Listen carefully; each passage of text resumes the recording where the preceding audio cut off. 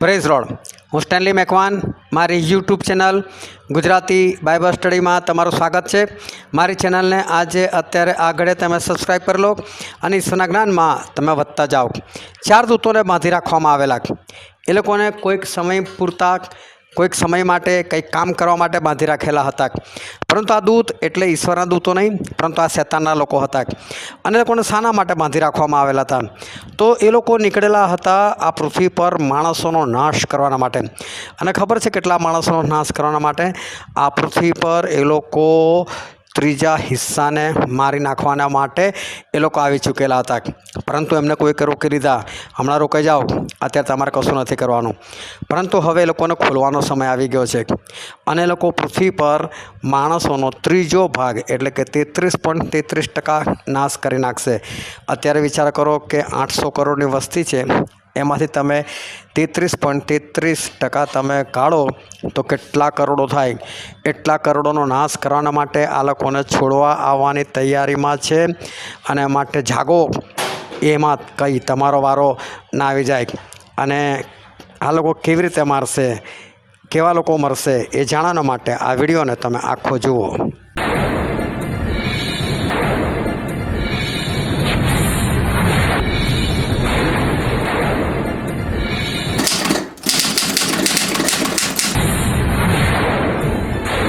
આજે છે તારીખ 30 મે અને 2026 સાલ, અને વોટ્સએપ ઉપર જે રોજ 10 સવાલ પૂછવામાં આવે છે તેનો આ વિડીયો છે.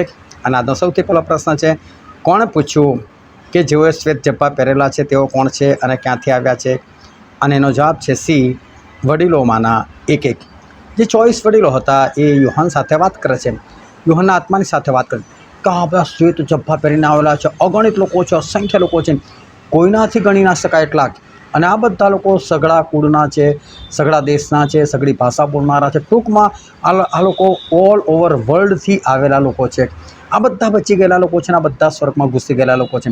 પરંતુ એ લોકો ક્યાંથી આવ્યા છે એ તને ખબર છે? આવું પૂછનાર એ 24 વડીલો હતા, એમાંના એક હતા જે યુહાન સાથે વાત કરે છે. પરંતુ ધ્યાનથી સમજવાની વસ્તુ એ છે કે આ બધા લોકો જે છે એ બહુ મોટી વિપત્તિમાંથી આવેલા હતા.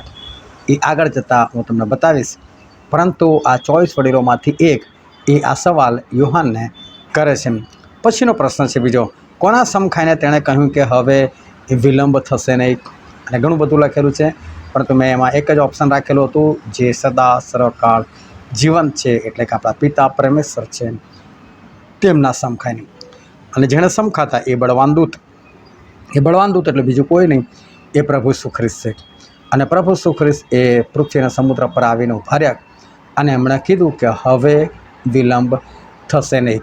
મતલબ કે હવે એન્ડ આવી ગયો છે, હવે કોઈ વિલંબ નહીં થાય. હવે જે 7 મુદ્રા, 7 રણશિંગડા અને 7 પ્યાલા, એ બધી વિપત્તિઓ પૂરી થશે. આ જગતનો હવે અંત આવશે. પ્રભુ ઈસુ કહે છે હવે વિલંબ, હવે વાર થશે નહીં. તમને એવું લાગે છે કે આ તો બધું વર્ષોથી ચાલતા આવ્યું છે, પરંતુ આ બધાની ખાસ ગણતરી છે. અને ગણતરી જાણવી હોય તો મારી ચેનલ સાથે તમે બન્યા રહો, એમાં બધા વિડીયો મૂકેલા છે અને તમે એમાંથી જોઈ શકશો. પછીનો પ્રશ્ન છે, શું સમુદ્રમાં ફેંકવામાં આવ્યું? એટલે સમુદ્રનો ત્રીજો ભાગ લોહી થઈ ગયા. સમુદ્રનો ત્રીજો ભાગ એટલે કે 33.33% સમુદ્ર એ લોહી થઈ ગયો. હવે આનો જે જવાબ છે એ છે આગથી બળતા મોટા પહાડ જેવું કંઈ. હવે અહીં લખવામાં આવે છે કે આગથી બળતા મોટા પહાડ જેવું કંઈ. એનો મતલબ યુહાન જેવો છે ને, તો યુહાનને સમજ નથી પડતી. એ પહાડ નથી. પહાડો તો લખત કે ભાઈ બળતો પહાડ જ ફેંકવામાં આવે, પહાડ તો એમને ખબર છે. પણ એમને લાગ્યું મોટા પહાડ જેવું કશુંક હતું, પણ તમને એ ના ખબર પડી કે ખરેખર શું હતું. અને પાછું લખ્યું આગથી બળતા, એટલે પાછું આગથી બળી પણ રહેલું. હવે આ યુહાન છે ને વર્ષો પહેલાં, એટલે લગભગ આજથી 1900 થી 2000 વર્ષની વચ્ચે એ આ બધું જુએ છે. હવે જ્યારે આ યુહાન આ બધું આત્મામાં જુએ છે ત્યારે એમને કશું જ ખબર નથી પડતી કે હું જોઈ રહ્યો છું ખરેખર શું છે. એટલે એમને જેવો અનુભવ થયો ને એવું એમણે લખ્યું. પરંતુ આજે ટેકનોલોજી વધી ગઈ છે અને આજે આપણને ખબર પડે છે. બોલો, આ સમુદ્રમાં જે કંઈ ફેંકવામાં આવ્યું છે, જેનાથી સમુદ્ર ત્રીજો ભાગ એનો લોહી જેવો થઈ ગયો, લોહી જ થઈ ગયો, તો વિચાર કરો કે આગથી બળતા મોટા પહાડ જેવું શું હશે. આ બહુ મોટી મિસાઇલ હશે, કાં તો પછી પરમાણુ બોમ્બ હશે કે જેના કારણે એવું થયું કે બહુ લોકો મરી ગયા હશે અને સમુદ્રનો ત્રીજો ભાગ એ લોહી જેવો થઈ ગયો, લોહિત થઈ ગયું. બહુ ભયંકર વસ્તુ છે. આ અંત સમય બહુ ભયંકર છે. પોતાની જાતને બચાવવી બહુ જરૂરી છે. પછીનો પ્રશ્ન છે ચોથો, કોને મારી નાખવા માટે જે 4 દૂતોને નિર્મિત ઘડી, દિવસ, મહિના તથા વર્ષને સારું તૈયાર રાખેલા હતા તેઓને છોડવામાં આવ્યા? આ 4 દૂતો એટલે પ્રકટીકરણ 7મા અધ્યાયમાં દેખાય છે ને, એ લોકો ખ્રિસ્ત વિરોધીના લોકો. એ લોકોને કીધું એ કોઈ કશું કરવાનું નહીં, ત્યારે અમે અમારા દેવના દાસોને કપાળ પર મુદ્રા ના કરી રહે ને ત્યાં સુધી કોઈ કશું નથી કરવાનું. અને હવે લોકોનો સમય થઈ ગયો, છોડી મૂકે, જાઓ જે કરવું તે કરો. અને પછી બાઇબલમાં એવું લખેલું છે કે કોને મારી નાખવાના માટે, તો એનો જવાબ છે એ માણસોના ત્રીજા ભાગને. માણસોનો ત્રીજો ભાગ એટલે 33.33%, જે મેં શરૂઆતમાં વાત કરીએ, લગભગ 200 કરોડ લોકો એને મારી નાખવાના માટે આ 4 જણાને કામ સોંપેલું છે. આ દુષ્ટો પાસે કામ છે કે એ લોકો પૃથ્વી પર 200 કરોડ લોકોનો નાશ કરી નાખશે. ટોટલ 400 કરોડ કરતાં વધારે છે. અથવા તમારે ડિટેલમાં જાણવું હોય તો તમે મારી ચેનલ સાથે બન્યા રહો.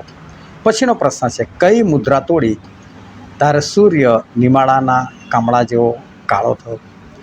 નિમાડાના કામળા જેવો, નિમાડા એટલે વાળ.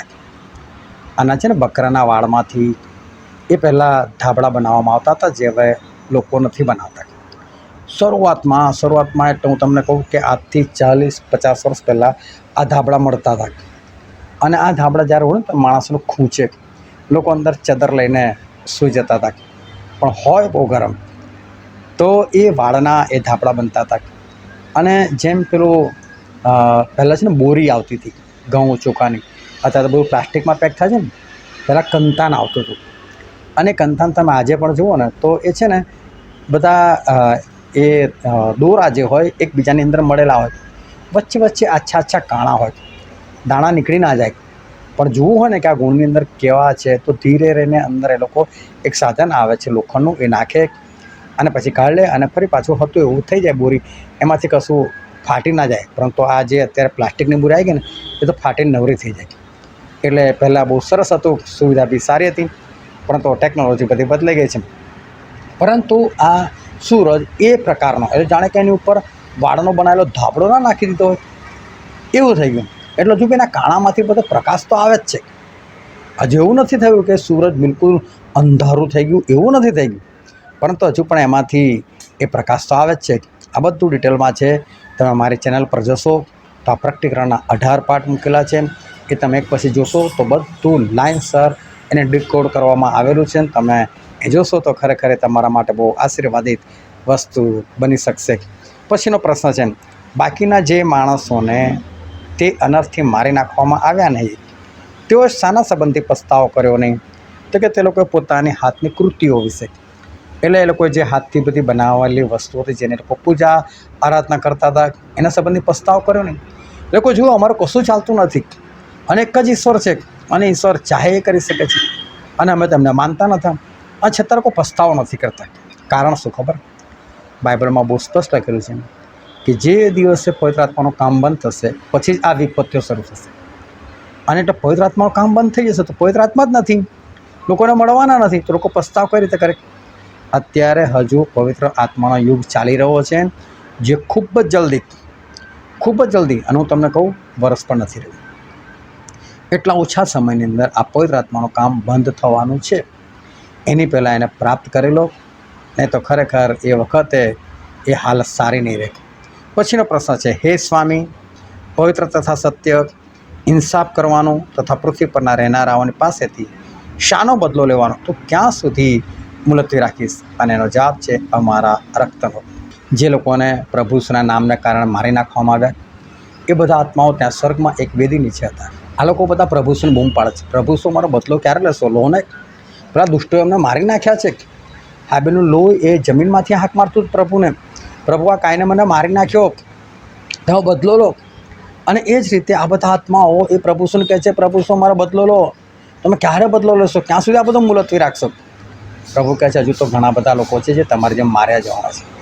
એકવાર સંખ્યા પૂરી થઈ જાય પછી જો બધાને આલું છું. તમને અત્યારે એવું લાગતું હોય ને કે પ્રભુ શું કશું નથી કરતા, બહુ નાજુક છે, દયાળુ છે, કૃપાળુ છે, પણ સાથે ભૂલી ન જતા એ જજ પણ છે. અને જજ ગમે તો દયાળુ હોય, દયાથી ન્યાય ના થાય. એ ગમે તેવો પ્રેમી હોય, પ્રેમથી ન્યાય ના થાય. એને તો સબૂતોના આધારે ન્યાય કરવો જ પડે. અને એટલે આ દયાળુ, કૃપાળુ, નમ્ર ઈશ્વર એ સબૂતોના આધારે જે પુસ્તકોમાં લખેલું છે ને એ પ્રમાણે ન્યાય કરશે, બદલો લેશે. અને એમની સામે ઊભું રહેવું એ ભયંકર છે. બાઇબલ કહે છે જીવતા દેવના હાથમાં પડવું ભયંકર છે. આપણો દેવ ભસ્મ કરી નાખનાર અગ્નિ છે. અને માટે એવા કામ ના કરે કે આપણને ખોટો બદલો મળે, પરંતુ આપણે ઈશ્વરમાં જીવે કે જેથી કરીને આપણને સારો બદલો મળે. પછીનો પ્રશ્ન છે, આ લે ને તેને ખાઈ જાય, તેને ખાધા પછી તે તને કડવું લાગશે, પણ તારા મોંમાં તે કેવું લાગશે? અને એનો જવાબ છે મધ જેવું ગળ્યું. હવે એક ઓડિયાની વાત હતી. ઓડિયું એટલે પુસ્તક. પહેલાંના જમાનામાં પુસ્તકો નહોતા, ઓડિયું હતું. ઓડિયું એટલે એક એવી વસ્તુ કે ઉપર લાકડી હોય, નીચે લાકડી હોય, વચ્ચે ચામડું કે કપડું એવું કંઈક બાંધેલું હોય, એની પર લખાણ હોય અને એને ગોળ વાળી દેવાનું. હવે અહીંયા જે ઓડિયું છે એ 7 મુદ્રાવાળું મુદ્રિત કરેલું ઓડિયું છે. એની અંદર ભયંકર વિપત્તિઓ લખેલી છે. અને યુહાનને કહે છે યુહાન તું આ લઈ લે છે અને આને તું ખાઈ જાગે છે. એ મોંમાં તને મધ જેવું લાગશે પણ પેટમાં તને કડવું લાગશે. યુહાન પ્રભુના શિષ્ય હતા અને પાત્મસ નામના ટાપુ પર એ વખતે કેદી અવસ્થામાં હતા. કેદી એટલે કંઈ બાંધીને ના રાખે, ત્યાં કોઈ જેલ નથી, પણ આ જગ્યા એવી હતી કે ત્યાં કોઈ જ ના જઈ શકે. ના ત્યાં ખાવાનું મળે, ના ત્યાં પીવાનું મળે. અને એટલે માણસ ભૂખ્યો તરસ્યો મરી જાય. હવે યુહાનને આવી જગ્યા પર કેમ રાખવામાં આવેલા? તો આ યુહાનને છે ને સૌથી પહેલાં ઝેર પીવડાવવામાં આવેલું. કારણ કે પ્રભુ શુની સ્વાર્થા પ્રગટ કરતા હતા ને તો ઝેર પીવડાવવામાં આવ્યું. આમને તો કશું થયું જ નહીં. એટલે પછી આ લોકોએ શું કર્યું કે મોટી કઢાઈ લીધી, અને તેલ રેડ્યું અને ઉકાળ્યું બરાબર. અને એટલી મોટી કઢાઈ કે જેમાં આખો માણસ ડૂબી જાય ને એવી કઢાઈ. હવે વિચાર કરો ચૂલો કેવો હશે. આ ઉકળતા તેલની અંદર આ યુહાનને નાખવામાં આવ્યા. યુહાનને કંઈ જ ના થયું. અને આ લોકો બધા વિચારવા પડે અને કશું નહીં થતું, અને મારો તો કઈ રીતે મારો? એટલે પછી એને પાત્મસ નામના ટાપુ પર ફેંકી આવ્યા કે ભાઈ ગાડી ભૂખ્યો તો શું મરી જજે. અને એ જગ્યા પર પ્રભુ એમની સાથે બધી વાતો કરે છે અને એમને આ બધું દેખાડે છે. હવે આ યુહાન પણ સતાવેલ વ્યક્તિ છે, હેરાન થયેલી વ્યક્તિ છે, પ્રભુને માટે ઘણું બધું દુઃખ વેઠેલું છે. હવે વિચાર કરો, એમને ખબર પડે કે બદલો લેવાના છે, કેટલા ખુશ થઈ જાય. આપણને જ્યારે ખબર પડે કે આપણા દુશ્મન પાસેથી ઈશ્વર બદલો લઈ રહ્યા છે તો કેટલું બધું ખુશ થાય, આનંદ થાય કે હા ઈશ્વર મારો બદલો લે છે, ઈશ્વર મારો બદલો લે છે. પણ તો ઈશ્વરના લોકો ખરા ને એમની અંદર પાછો પ્રેમ પણ ભરેલો છે, સહનશીલતા પણ ભરેલી છે. અને મેં પોતે મારા જીવનમાં જોયું છે કે જે લોકો મારી વિરુદ્ધમાં બોલ્યા છે અને ત્યાર પછી એ લોકોની જે હાલત થઈ છે અને જે લોકોનું મૃત્યુ થયું છે, મને પોતાને દયા આવે ને મેં ઈશ્વર પાસે એવું કીધું કે ઈશ્વર તમારા લોકોને માફ કરો. બચાયેલા લોકોને પણ તોય બચ્યા નથી. ભયંકર મૃત્યુ થયા છે લોકોના. કોઈ આગમાં, કોઈનું શરીર જ ખલાસ થઈ ગયું, ભયંકર, કોઈ ગાંડું થઈ ગયું, કોઈની કિડની ફેલ થઈ ગઈ, કોઈને એડ્સ થઈ ગયો, ભયંકર પરિસ્થિતિ થઈ ગઈ. પરંતુ ઈશ્વર આપણો બદલો લે છે. પણ જ્યારે બદલો લેતા હોય ને ત્યારે એકવાર તો બહુ સરસ લાગે, પણ પછી ગમે તેમાં આપણે ઈશ્વરના માણસો ને એટલે આપણને એવું લાગે પ્રભુ રહેવા દો ને, છોડી દો ને. એટલે આ યુહાન જે છે ને એને કહે છે આ ઓડિયું લે, કહે છે ઓડિયામાં વિપત્તિઓ લખેલી હતી એટલે ઓડિયું લઈને ખા. આ કંઈ ખાવાની વસ્તુ નથી, પરંતુ ઈશ્વરના વચનો છે, વિપત્તિઓ લખેલી છે. અને યુહાન ખાય, મીઠું લાગે, સરસ, હા પ્રભુ બદલો લો, બદલો લો. પરંતુ એ છેલ્લા કાળની વિપત્તિઓ એટલી બધી ભયંકર છે કે યુહાનને પણ દયા આવી જાય છે. એટલે કે પછી તને કડવું લાગશે કે રહેવા દો ને પ્રભુ, શું આટલું બધું? પણ જે થવાનું છે એ થઈને જ રહેવાનું છે. એના માટે પોતાની જાતને સાચવવાની બોલવું છે. અને બીજી દ્રષ્ટિએ તમને આનો અર્થ કહું તો ઈશ્વરના વચનો વાંચવામાં, સમજવામાં, ગ્રહણ કરવામાં, બોલવામાં મધ જેવા મીઠા છે, પણ પાડવામાં કડવું લાગે. અરે અમારા ઈશ્વર તો જોરદાર છે, અમારા ઈશ્વર ખબર પવિત્ર છે, અમારા ઈશ્વર શીખવાડે છે કે દુશ્મનને પણ પ્રેમ કરવાનો, એવા અમારા ઈશ્વર. પણ જ્યાં દુશ્મન સામે આવ્યા ત્યારે કહ્યું આ કઈથી આવ્યો? ત્યારે ઈશ્વરનું વચન કેવું કડવું લાગે છે. અરે અમારા ઈશ્વર તો કહે છે કે એકબીજાને ઉધાર આપો. જો તમારી પાસે કોઈ લેવા માટે આવે તો ના પાડો. પાછું લેવાના માટે તો પાપીઓ પણ ઉધાર આપે છે, પણ જ્યારે કોઈ ઉધાર લેવા માટે ત્યારે કેવું થાય, મારી પાસે ત્યારે કેવું કડવું લાગે છે. એટલે ઈશ્વરનું વચન છે ને, મોં સુધી તો બહુ સારું મીઠું, પણ જ્યારે એને પાડવું પડે ને ત્યારે લોકોને બહુ કડવું લાગે છે. એક કાળો ઘોડો અને તેના પર જે બેઠેલો હતો તેના હાથમાં શું હતા? અને એનો જવાબ છે ત્રાજવા. અને ત્રાજવા શાના માટે હતા ખબર? ઘઉં, જવ, અનાજ તોલવા માટેના. આ વસ્તુ ખરેખર દેખાડે છે કે પૃથ્વી પર બહુ મોંઘવારી આવશે. અને અત્યારે તમે જુઓ છો ને, પેટ્રોલ અને ડીઝલના કારણે જે મોંઘવારી વધી રહી છે ફટાફટ, હજુ તમને અંદાજો નથી આવ્યું. તો લોતના સમયના જે લોકો હતા ને એવા તમારા હાલ છે, અને નૂહના સમયના જે લોકો હતા ને એવા તમારા હાલ છે. અત્યારે તમને નથી ખબર પડતી કે શું થઈ રહ્યું છે, કે પૈસા છે એટલે તમે વાપરી રહ્યા છો, પણ બહુ ભયંકર સમય આવી ગયેલો છે. અને એવો સમય આવશે કે તમે ઘઉં, ચોખા, જવ, બાજરી આ બધું છે ને 500 ગ્રામ ખરીદશો. અત્યારે ભલે તમે આખા વર્ષનું ભેગું કરી શકતા હો, પણ બહુ જલ્દી આ સમય આવી રહ્યો છે કે 500 ગ્રામ લેવું પડશે. ગુણ લેવા જશો ને તો કોઈ ટપકાઈ નાખશે, પાછળ પડશે લૂંટવાના માટે. એવી ભયંકર મોંઘવારી આવી રહી છે, બહુ જલ્દી આવી રહેલી છે. માટે જે કંઈ ભરવું ને અત્યારથી ભરી દો, કે જેથી કરીને મોંઘવારીથી તમે બચી શકો. અને તેલ અને દ્રાક્ષા રસ, ઈશ્વર કહે છે એને તો બગાડ જ ના કરીશ, અતિશય મોંઘું થઈ જશે. અને માટે ધ્યાન રાખજો. અને પછીનો આજનો છેલ્લો સવાલ છે, કોણે મને કહ્યું જેઓ મોટી વિપત્તિમાંથી આવ્યા તેઓ એ છે? અને એનો જવાબ છે વડીલોમાંના એક. જે ઉપર પ્રશ્ન જોઈ ગયા ને, કે કોણે પૂછ્યું કે આ લોકો બધા ક્યાંથી આવ્યા છે? પછી એણે જ જવાબ આપ્યો, આ લોકો બધા મોટી વિપત્તિમાંથી આવ્યા છે. સ્વર્ગમાં જવું હોય તો વિપત્તિમાંથી પસાર થઈને જ જવાનું છે. રેપ્ચરનો એજન્ડા ખોટો છે એવું બાઇબલમાં કોઈ જગ્યાએ નથી. રેપ્ચર છે પણ છેલ્લા દિવસે, વિપત્તિ પછી. વિપત્તિ પહેલાં કોઈ જગ્યાએ રેપ્ચર નથી. તમારી પાસે એ સ્પષ્ટ કલમ મળે ને, કાં તો તમે કલમથી સમજાઈ શકો એવું પણ હોય ને, તો પણ મને કહેજો. મેં એક વિડીયો બનાવીને મૂકેલો છે મારી હિન્દી ચેનલ પર, હિન્દી ગુજરાતી બાઇબલ સ્ટડી એવું લખજો, મારું નામ લખજો તો આવી જશે ચેનલ. એની પર મેં લખેલું છે કે રેપ્ચરના 10 પ્રશ્નો. એ 10 પ્રશ્નનો જવાબ આજ સુધી મને કોઈ નથી આપી શક્યું.